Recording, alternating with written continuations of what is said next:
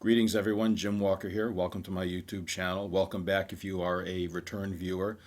Uh, One thing I've mentioned in the past is a lot of the content that I am going to be producing, especially as I try to build things up here on my channel, will be things that are based upon or relate somehow to my current private teaching practice.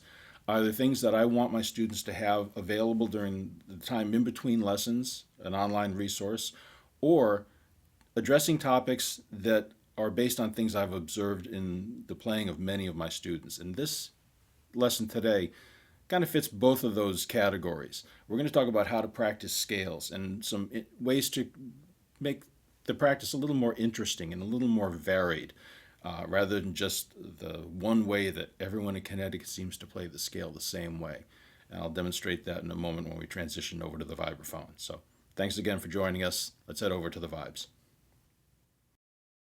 So one thing I've noticed with a lot of my mallet students, I would say all of my mallet students, um, and other students as well, students with other teachers, you ask them to play a major scale, you are inevitably, I'm talking about high school students here where I am in Connecticut, almost without fail, without exception, you ask someone to play, say, a C major scale, you will hear this.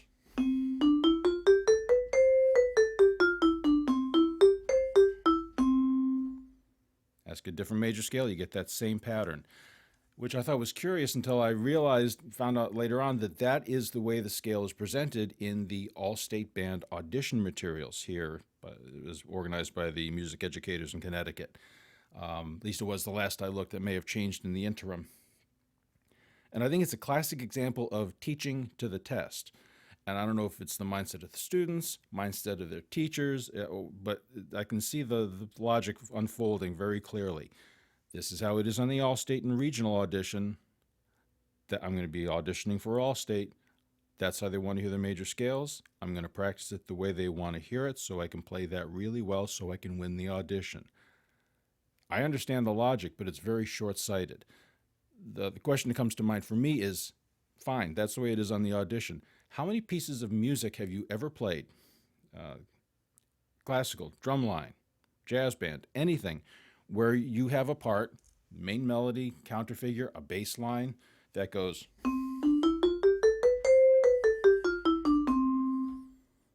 I can't think of any. There are some pieces that are kind of scalar in nature. I'm thinking, there's a movement in Saint-Saëns' Carnival of the Animals that is very scale-oriented. Don't ask me to remember which one. I'm probably getting that wrong. But even if I give you that one, it's not that figure. So if one is practicing the scale this way, they are practicing it not only on only one way, but the one way they're practicing it is a way that they're never going to use outside of their All-State audition. It's very short-sighted. So the lesson today is created with that in mind, presenting some different ways to practice, in this case, major scales, but it applies to minor scales. We'll touch on chromatic scales a little later on. But let's start with the way that we normally play scales, and it's almost done without exception. It's almost presented without exception in books. You get the major scales, you get the root of the scale, and then you move up. No one ever starts with the scale and moves down. They start with the root and move up, and then you come back down. 1 octave, 2 octaves, but some variation on.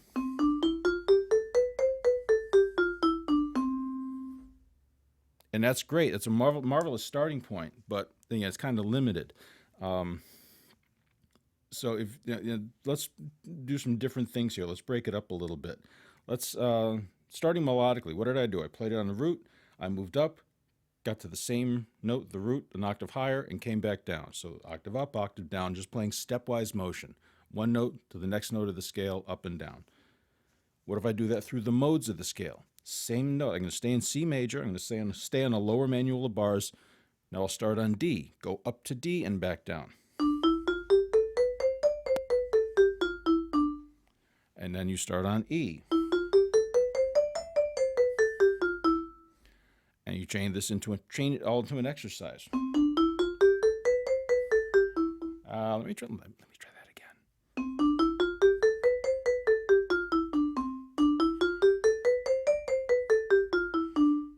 Or other variations.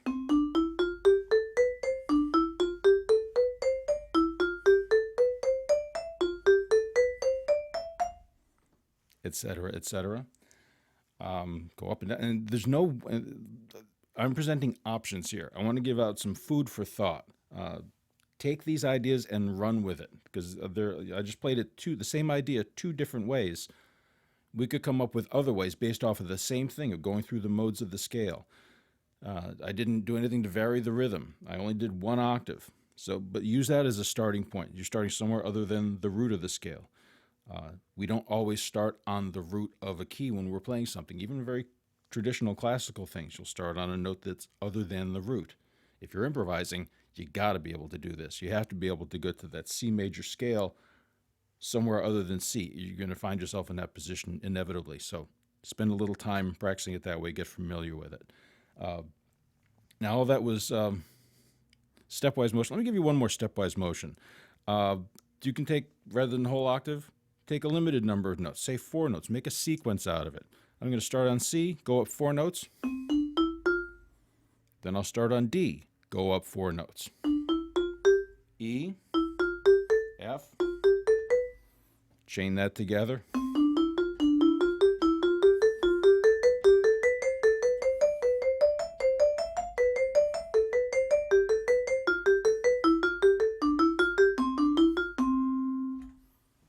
Yeah, 3 notes, 5 notes, 4 notes. Use your imagination.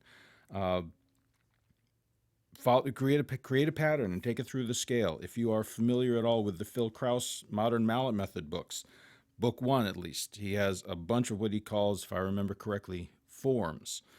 And it's just different melodic figures applied to the major scales, and you just take it up and down the scale. There's one in particular that I remember. You're going stepwise, but with each note, you play that note, you go to the note just below it in the scale, back to the note you just played. And you do the same thing starting on the next note of the scale, on D, then on E, F, and when I play the scale up the top, if I remember correctly, I may not be getting this right. It doesn't matter if I'm getting it right, because if I'm not doing what's in the Krauss book, I'm doing a variation, and it's going to have some benefit too. But I think, if I remember, as I move up and come back down, I think you flip the direction. So you end up playing, going up to the note above what you're starting on, and then coming back down to it. So that pattern, if we take it through the full octave,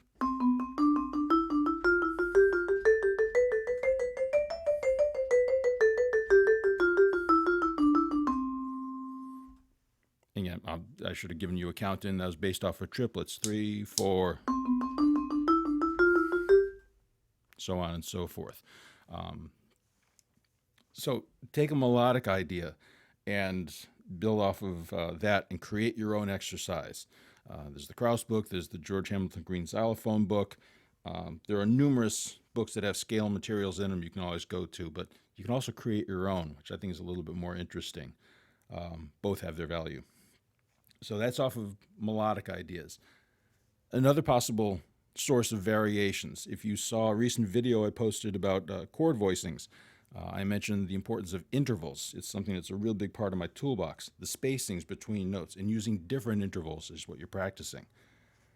So everything we played there was stepwise. We're going from C up to a D, C down to a B, adjacent notes in the scale. Let's use some intervals. Let's break it up a little bit. Even if we go with thirds, take out the middle note, C to E is a third. Practice your scales in thirds, and there's a couple ways to do this.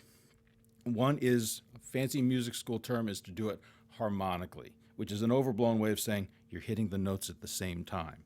So if I do my major scale, C major scale in thirds, we get this.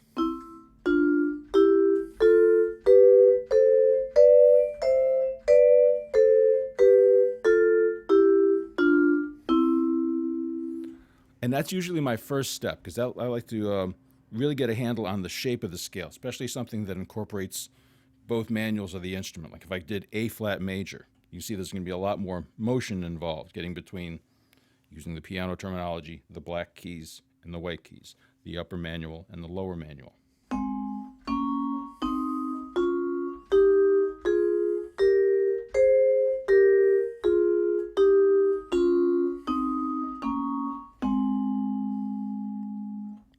Gives you a really good check in terms of seeing how familiar you are with the layout of notes on your keyboard, on your on your vibraphone or xylophone, using the term keyboard very generically here. So that was doing it harmonically, playing the notes together. And that sort of approach I find is really great for familiarizing myself with the shapes as I move those thirds up and down. The next step, we'll go back to C major, is to do it melodically, where we, instead of playing notes together, play one note at a time, a melody, one note at a time, hence playing it melodically. I'm going to do each pair. We have C and E together, D and F together. In each pair, I'm going to do, just as a starting point, the lower of the two notes first, followed by the higher of the two notes.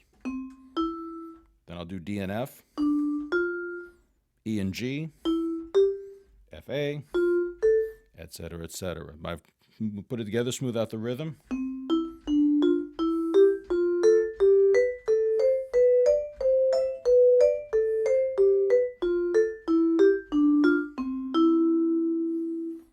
I could start with the higher note.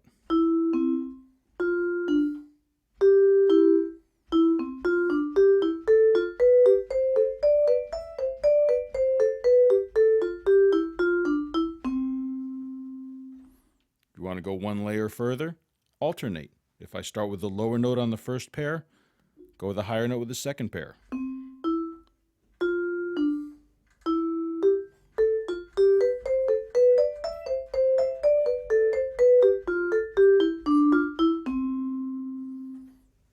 And you can use your imagination to come up with a bunch of different patterns that way.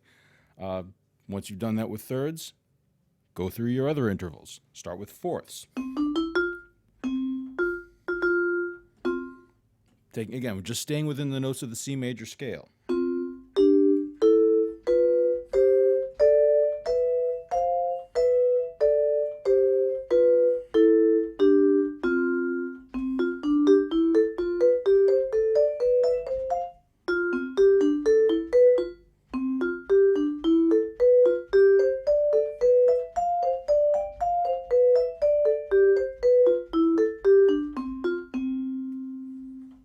Fifths, sixths, sevenths,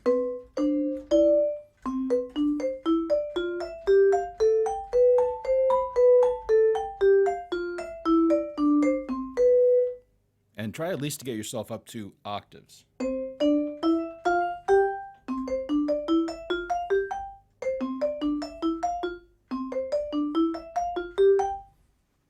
And you could go even further than that if you want. You could do ninths and tenths and extend it a little bit more. Tenths are a really cool interval. But if you can get to the octave, usually that's a pretty good stopping point. So you practice your intervals this way, and this is more than a 1 day or a 1 week sort of thing. Maybe spend some time doing just thirds and get used to this approach. And then when you're comfortable with that, go on to the fourths. I remember when I was in grad school, I did this a lot with a diminished scale, which is worthy of an entire other lesson, this intervallic approach to that. And I would end up taking one interval, do just thirds for that day's practice session. The next day I would do another interval. I would do fourths and so on and so forth. So take these different shapes, come up with a different melodic figure. Let's see if I can remember this one.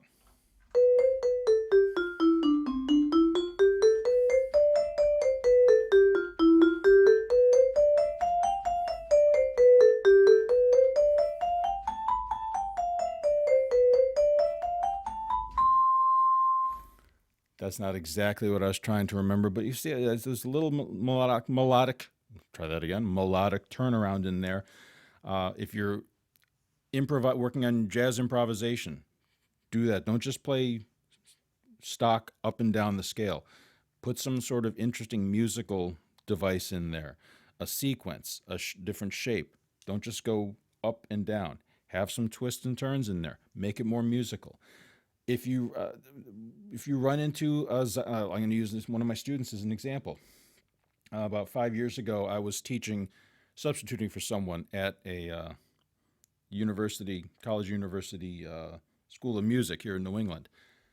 And one of the students was preparing for his recital later that semester. So we were spending a lot of time on his solo pieces. But one lesson he came in just almost in a panic. He said, I know we're working on the recital stuff.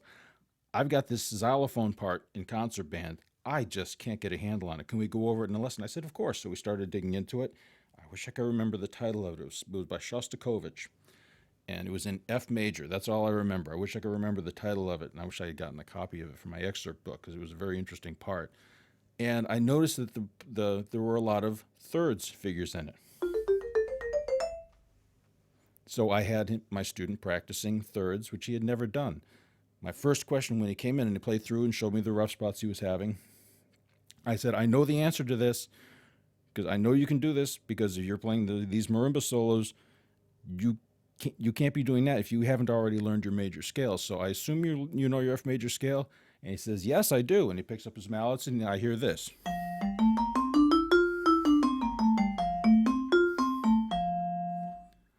I said, you're from Connecticut, aren't you? He said, yes, I am. How did you know? And actually, I knew before the lesson that he was from Connecticut, but I thought, yeah, we've come full circle on this. Kind of proves my point. But that's the only way he had ever practiced his scale. So if he had either taken an approach like what I'm prescribing today, where you just as a matter of course go through these variations, or turn it around. Let's say he takes a look at that unnamed Shostakovich xylophone part and says, okay, I'm having trouble with this. What's going on? Let me analyze this. Let me figure out what's going on. I see a lot. That's the lines moving up in thirds. Let me come up with something. Let me practice that excerpt, of course, but let me come up with my own exercises based off of thirds. If you run into a technical challenge, something scale-oriented, use that as a starting point to create exercises. So that can be a source of ideas in terms of how to practice your scale. But in that, it's rooted off of concrete musical context. And that's where I find I retain the most of what I do in the practice room. If I can put it in some sort of musical context rather than just doing the math, just doing the notes as a matter of course, if I can somehow relate it to a piece of music, or if I'm improvising, put it into a particular song, that's where it tends to stay with me and show up with my playing more and more. So we got a minute. Let me finish up here. We've done this all with a major scale. Do this with other scales. We could take that same sort of approach. Let's take the chromatic scale. Well, we got a minute here. Let me throw this in. Just taking our chromatic scale. We did a 4-note figure. We could do that, take that, start on the next note of the scale.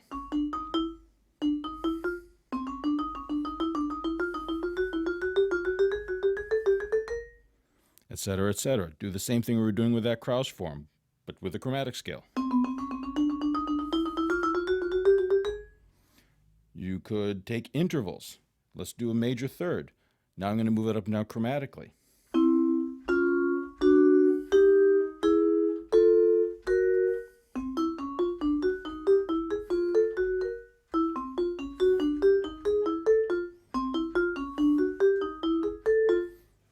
You get the idea. So any scale, whether it's major scale, minor scale, chromatic scale, diminished scale, whole tone scale, we're not going to go through the entire Slonimsky book for this, but take a set of notes, it's a scale you're working on, practice it these different ways, and your general skill level, your general familiarity with that set of notes improves.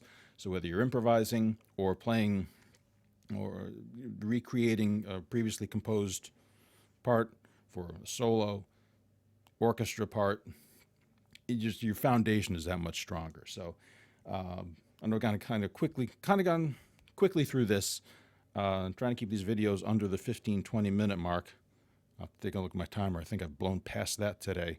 But if anything that I've presented here needs further explanation or clarification, as always, the comment section is open. Thanks as always for your time and attention. I appreciate your interest, and I wish you luck with this. Have some fun with it. Have a good day.